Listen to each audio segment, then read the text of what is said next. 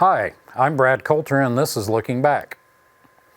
At the beginning of the 20th century, Connersville was growing and changing quickly, and the small entrepreneurs were at the forefront.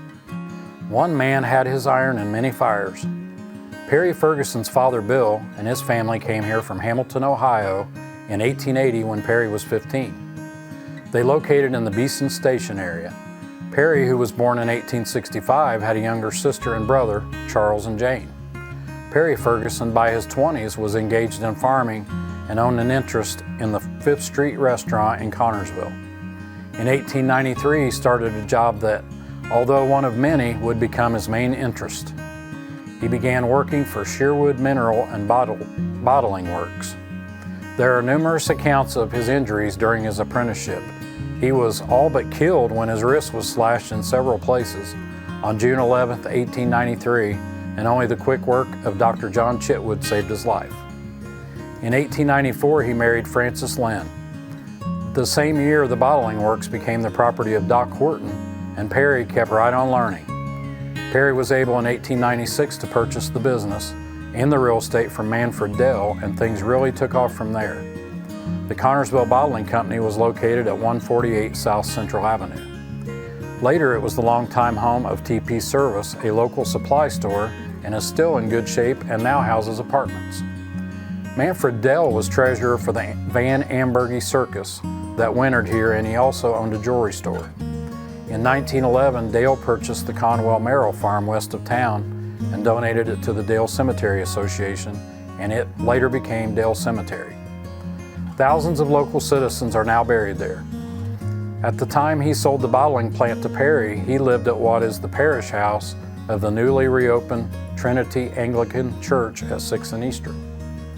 Perry soon became involved in local baseball, no doubt to peddle his soft drinks. In 1904, he was not only affiliated with the Connersville Grays, but he also had an interest in Whitewater Park, the 400-seat stadium in the river bottoms below 4th and Water Street. He became a stockholder in both. His locally produced soft drinks began to sell very well in all adjoining counties too. By 1908, he offered several varieties: iron brew, strawberry, lemon sour, cream and orange cider, and mineral water. They were all popular. In 1906, Perry's brother Charles became the proud owner of the Newcastle Bottling Company after having apprenticed with his sibling for a time. Later, he would return to Connersville to be affiliated with the Whitewater Beverage Company. It was about this same time that Perry started a new venture with a few partners. The National Burial Vault Company was started at an old brass factory at Church and Madison Street near the railroad. Vaults were built and shipped all over the country. Perry was also soon to buy into a meat market on Western Avenue, and starting his own baseball team to play in Whitewater Park, the Connersville Tigers.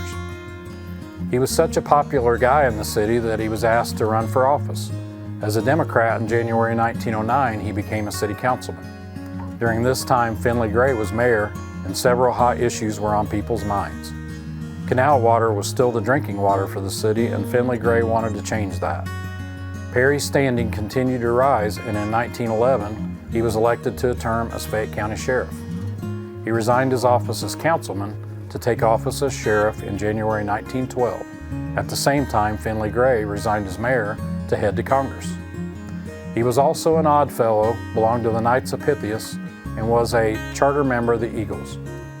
Perry was a member of the early board of directors of Roberts Park and was on the first board of the Dale Cemetery Association. Over the years, local soft drink offerings were streamlined, and PDF and High Plain were some of the big sellers.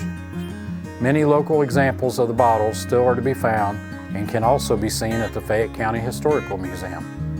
Perry continued in operation as owner until 1939, when he sold the business to his son, Manfred Ferguson, named after Manfred Dell, and Alden Allison. Both of these two were also involved in politics.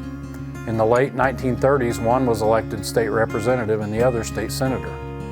They continued to operate the Connersville Bottling Company until 1953, and that made 60 years of continuous operation. On March 18, 1945, Perry Ferguson died at his home at 144 South Central Avenue, one door north of his longtime business. This man was a fine example of entrepreneurship and what one single person with the drive and desire can accomplish. His legacy will live on through all the local artifacts still on display. He is fittingly buried at Dale Cemetery.